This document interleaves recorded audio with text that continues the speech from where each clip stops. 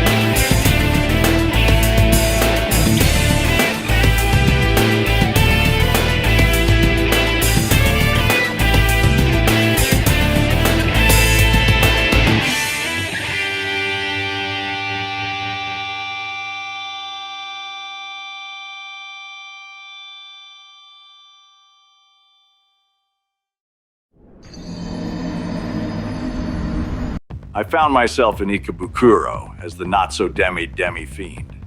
These trifling no-goods pestered me into going to a hospital to visit a teacher. I meet a woman and a dude who my incredible instincts tell me will be important later on. I arrived at Yu-Gi-Oh! Park where I was informed of criminal activity occurring. A cult whose name I forgot has summoned demons to ravage humanity in the name of chaos, I guess. Then I met someone named Joji Hijiri, who sinned a floating head and is now cursed for some reason. I wonder where I've seen that before. Anyway, Hijiri gives me a cultist magazine before I'm yet again rudely interrupted by more text messages. So I head straight to the hospital and meet with my friends. After searching the hospital, I eventually found Isamu, who was also looking for our teacher, but to no avail. By this point, we were getting pissed, so we decided to go into the basement where all the bad things happen. And believe it or not, we did find bad things. Yeah, but after that, I came across a room with this big-headed buffoon in it that is connected to a cylinder contraption. This cylinder is important to access the Amala network, which will come in useful later. Then he almost kills me. What a turn of events. Then the teacher we were looking for finally showed up and saved me. The teacher then gives me a monologue about maids or some shit. Then the world blows up. The end. Where the hell am I? Send help. Not really. Turns out the devil demied me into the demi-fiend. I was left with no other choice but to escape this hospital, which I was able to do easily with my superior intellect. After a while, I came across this fish guy, whom I dismantled limb for limb with my awesome power.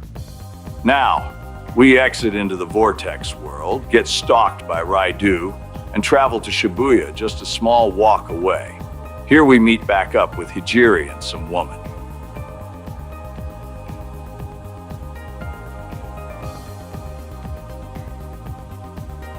I promptly ignored her and used the Amala network to continue my pilgrimage to Ginza. By abusing the Amala network for its fast travel, I am able to find various grueling trials to unlock the route to Ginza. Behold the assembly of Nihilo, aka Hikawa's goons. They want to obtain Magatsuhi, a demon's essence, for their likely nefarious goals.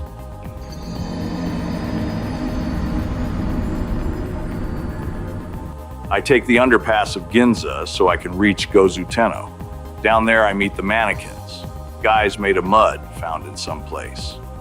Now I was left with only one option, and that was to ransack some poor fool's room for $1 along with murdering his bodyguard. I continue onward and soon I face the wrath of the first fiend, none other than Matador himself. The flames of the menorah beckon me to the battlefield, where I meet my demise. After getting my ass thoroughly smoked, I had devised a new strategy to ensure my victory. I would make a run for it.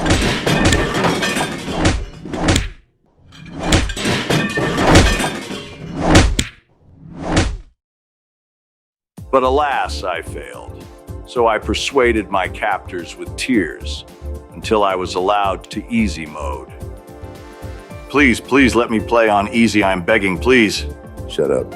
I quickly mauled Matador and obtained my first menorah. Yogozu Tenno is finally within my grasp. But as I head inside, I am stopped by Raidu again. And he challenged me to a duel, but I made quick work of the hooligan and I headed inside. I am then met by the emo hat man getting absolutely bulldozed, and then I get arrested. I escape after I knuckle sandwich the Norse god of lightning and his two cohorts before I finally arrive at Gozu Tenno. After he rambles for a while, he reveals his plan to invade Hikawa's goons. I join the invasion as I continue my search for What's-Your-Face along with Kaiwan the Starfish, my mortal enemy. After throwing hands for a while, we arrive at the forehead man, who we also throw hands with. Then we kind of just leave him there. I return to Gozu Tenno, and he's dead as hell. After I totally did not accidentally skip an important plot point, I went to a prison to break out a cool mannequin who can see the future. Then I met the emo again. He rambles about a pure world, his world. Not like I care, though. So I go to Asakusa, the land of the mannequins. We talk with the cool mannequin again, whose name is Futamimi. I then get informed of a malicious cannibal mannequin. After more rambling, I continue on. But first I did a little fusing. Welcome to the Cathedral of Shadows, where demons Hey, gather. where am I?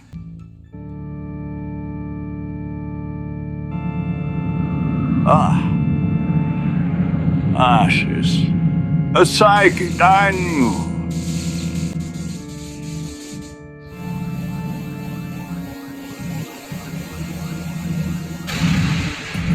In Ginza, I was told about an obelisk that is owned and operated by Hikawa's goons.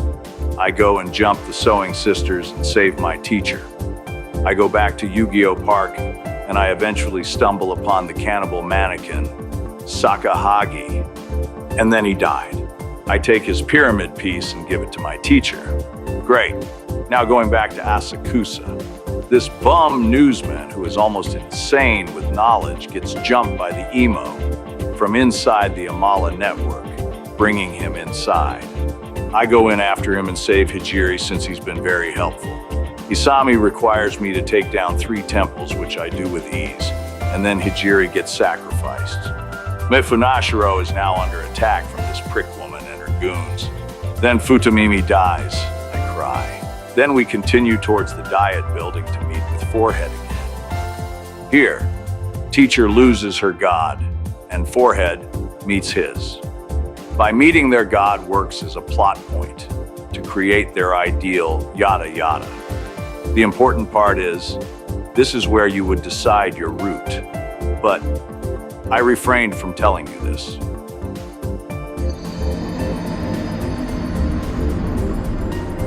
After I killed Matador, I received a menorah, and I got a personal audience with Lucifer himself, requiring us to go get more menorah. To save you from a mouthful, there are 11 fiends that have a menorah.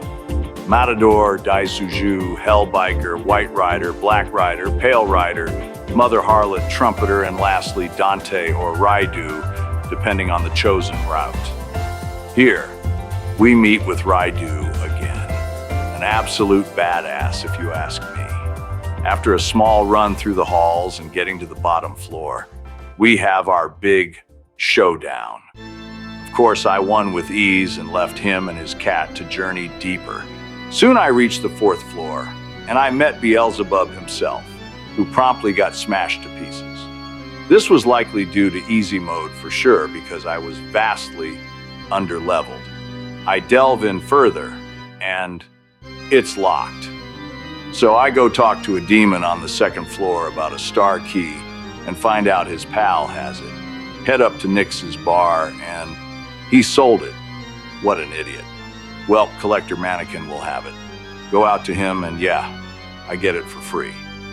Head deeper into Kalpa 5, and Raidu is here wanting to be our ally and give us a bunch of money. Of course, I took him along, and I scammed him for every cent. I reach Metatron, destroy him, and finally meet with Lucifer. We become his fighting demon and carry his reason, his ideal world. Now that all that's over with, I take the pyramid and put it inside the Amala temple. Summon a tower from the sky filled with red cubes that looks the exact same as every other dungeon, and climb it. And now I'm cursed by God for the rest of eternity. And that's the end of the game. I'd give it a 9 out of 10. Of course, lacking in some elements as I research more. After looking over the footage, I realized I was suffering from chronic skill issues, and I could have easily done better. My biggest gripe is the absolutely hair-pulling endgame dungeons and some of the puzzles. But now, without further ado, it's time to conduct vengeance.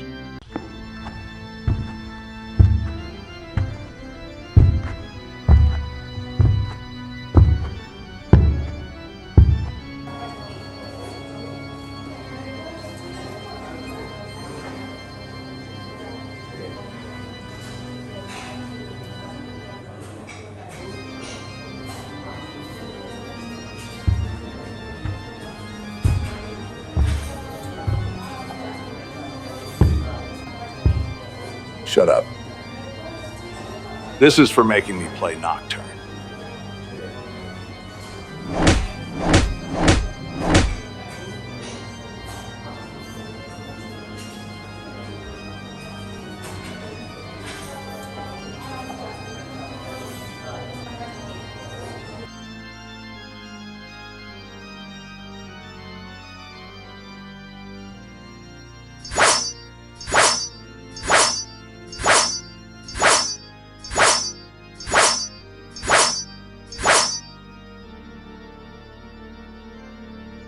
Why won't it open?